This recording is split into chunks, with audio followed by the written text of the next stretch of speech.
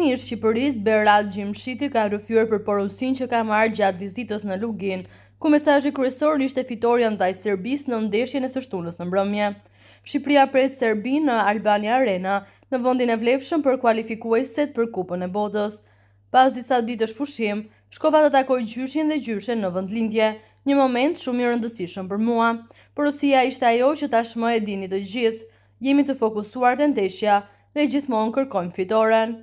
Serbia është një skuadër i fortë, por ne synojmë të fitojmë, ka thënë Gjimshiti në konferencën për mediat.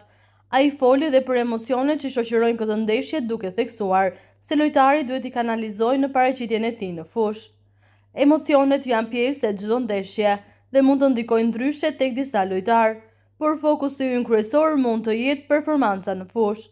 Mesazhin më të mirë mund ta japim në lojën tonë, duke dhënë gjithçka në fushë.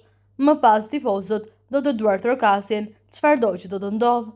Jemi përgatitur shumë mirë për këtë përballje, duke njohur forcën e kundërshtarit dhe mënyrën se si duam të luajmë ne, ka deklaruar ai.